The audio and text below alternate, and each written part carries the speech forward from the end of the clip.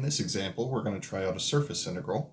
We're going to be evaluating the surface integral over the surface S of x squared z plus y squared z ds, where S is the hemisphere, x squared plus y squared plus z squared is equal to 4, and z is greater than or equal to 0.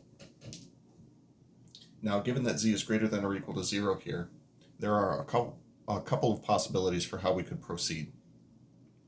We could make a conversion into cylindrical coordinates and put this thing in terms of essentially r, z, and theta.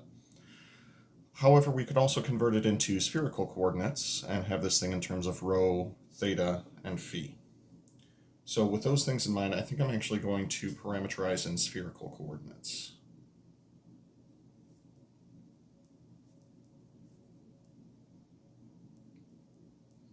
And in my mind, the substitutions that I'm making, u is going to take on the role of phi, and v is going to take on the role of theta. Additionally, we would normally also have a rho in here, but because we're dealing with a sphere of radius 2, we'll just be using that rho is equal to 2. So in spherical coordinates, this would be x is equal to, normally, rho sine phi cosine theta, so that'll be 2 sine u cosine v.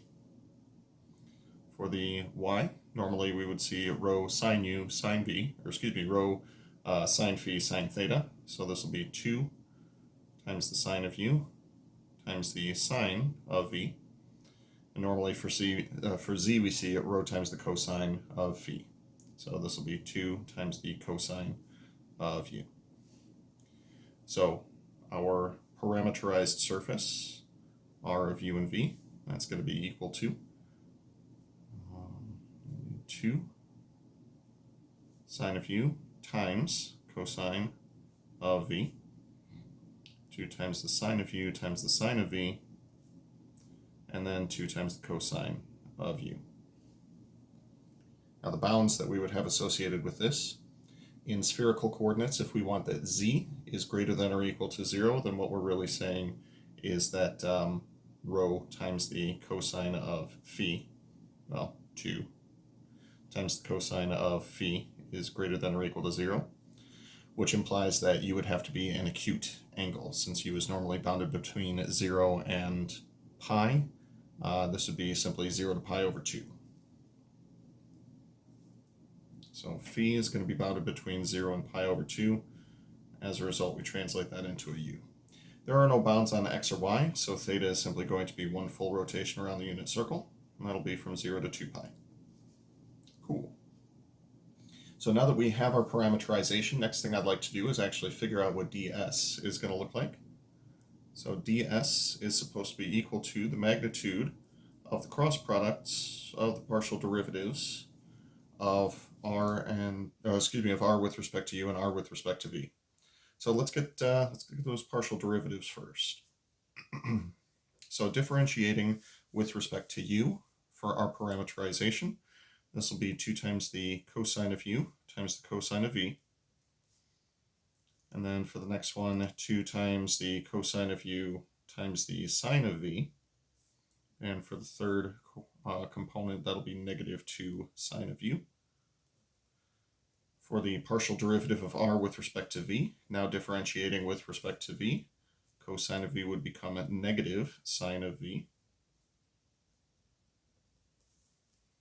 And sine of v would become cosine of u. So 2 times the sine of u, sine of v becomes cosine of v. And then, well, that's constant, so that'll be 0. Keeping in mind that v was the variable for that one. All right, next up, let's take the cross product.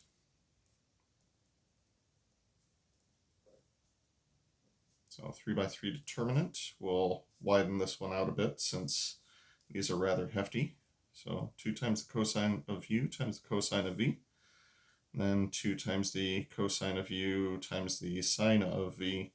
And negative 2 times the sine of u. Should probably start by copying that second line down first. Go ahead and call that a nice little oopsie poopsie.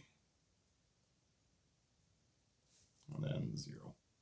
All right, going to recopy the first 2 columns because I'm going to give it a little slashy. Also, because it's spaced kind of weird, you might see me doing some crazy stuff with little slashes here.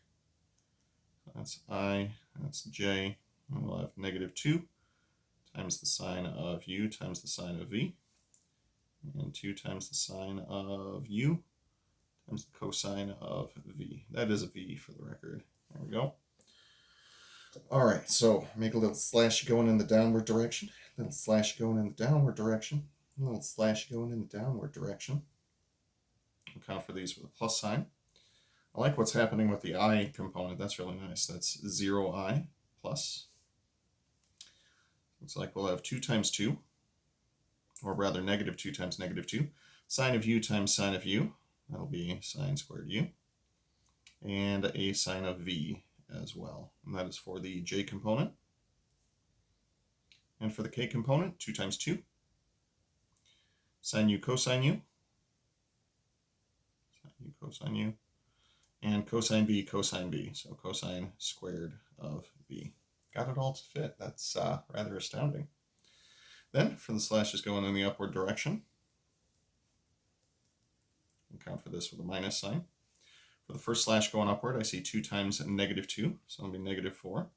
For the u's, I see a cosine u sine u, so we'll call that